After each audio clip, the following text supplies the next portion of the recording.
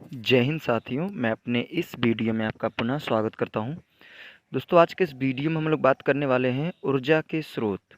यानी कहने का मतलब हम बात करेंगे आज उन चीज़ों की जिनसे हम लोग ऊर्जा की प्राप्ति कर सकते हैं। तो यहाँ पे स्रोत का मतलब होता है साधन से। तो जिनसे हम ऊर्जा की प्राप्ति करते हैं उन्हीं को हम लोग ऊर्जा के साधन या ऊर्जा के हम लोग स्रोत कहते हैं। तो आइए परिभाषा देखते हैं ऊर्जा के स्रोत की। तो जिन पदार्थों से ऊर्जा ऊर्जा की प्राप्ति की जाती है उसको हम लोग ऊर्जा के स्रोत कहते हैं। एग्जाम्पल की बात करें तो जैसे लकड़ी, कोयला, पेट्रोलियम, प्राकृतिक गैस, ये कुछ ऐसे साधन हैं जिनसे हम लोग ऊर्जा की प्राप्ति कर लेते हैं। अब आइए हम लोग बात करते हैं ऊर्जा स्रोत के प्रकार। तो देखिए, ऊर्जा जो स्रोत है ये बेसिकली दो प्रकार का होता है। एक होता है परंपरागत स्रोत या इसी को हम लोग अनवीनीकरण स्रोत भी कहते हैं, और दूसरा होता है गैर परंपरागत स्रोत या इसी को हम लोग नवीनीकरण स्रोत कहते हैं।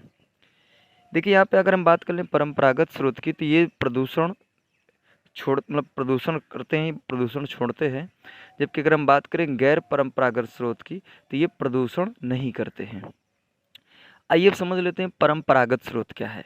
देखिए, परंपरागत का मतलब ये है कि जो पुराने समय, जैसे आप सुने होंगे एक शब्द कि परंपरा चली आ रही है।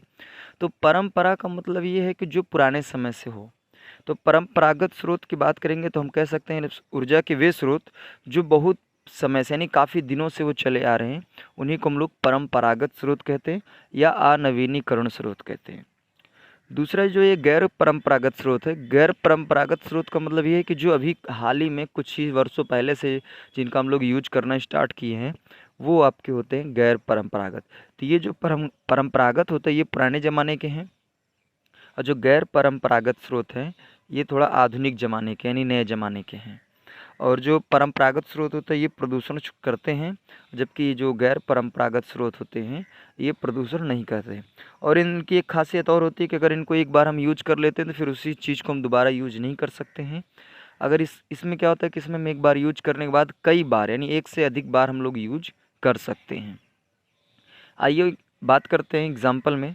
तो परंपरागत स्रोत और गैर परंपरागत स्रोत में कौन कौन लोग आते हैं। तो देखिए, इसमें परंपरागत में जीवाश्म ईंधन। तो जीवाश्म ईंधन क्या चीज़ है इसके बारे में हम लोग एक अलग से वीडियो बनाएंगे, उसमें बात करेंगे। तो जीवाश्म ईंधन के अंतर्गत आपके कोयला, पेट्रोलियम, प्राकृतिक गैस आते हैं। देखिए, हालांकि यहाँ पे जैसे तापीय विद्युत संयंत्र यानी थर्मल थर्मल पावर प्लांट और जल विद्युत संयंत्र हाइड्रो पावर प्लांट, हालांकि इन दोनों को तो गैर परंपरागत स्रोत में रखना चाहिए, लेकिन कुछ किताबों में मैंने देखा उनको परंपरागत स्रोतों के अंतर्गत रखा गया है। हालांकि आप लोग ये ध्यान देना है कि ये जो तापीय विद्युत संयंत्र हैं ये गैर परंपरागत स्रोत की तरह ये होते हैं, लेकिन कुछ किताबों में देखा गया कि इनको परंपरागत स्रोत में रखा गया है, इसलिए यहाँ पे मैंने लिख दिया है। तो जीवाश्म ईंधन के अंतर्गत आपके कोयला, पेट्रोलियम, प्राकृतिक गैस आते हैं। तापीय विद्युत संयंत्र जिसको हम लोग थर्मल पावर प्लांट कहते हैं, और जल विद्युत संयंत्र जिसको हम लोग हाइड्रो पावर प्लांट कहते हैं। तो ये सभी परंपरागत स्रोत के अंतर्गत आते हैं।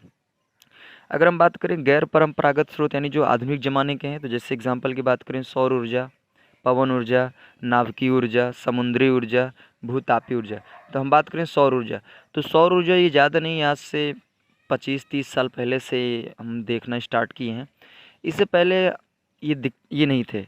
तो ये जो कोयला, पेट्रोलियम इसको तो हम कई वर्षों से यूज करते हुए आ रहे हैं। लेकिन अगर हम बात करें सौर ऊर्जा, पवन ऊर्जा, तो ये भी नए ज़माने के हैं।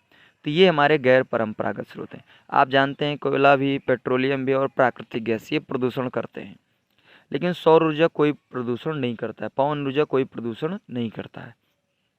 तो उम्मीद करूँगा दोस्तों आज के इस वीडियो में हमने बात किया ऊर्जा के स्रोत, और ऊर्जा स्रोत कितने प्रकार के होते हैं उनके उदाहरण सारा कुछ हमने डिस्कस करने का प्रयास किया।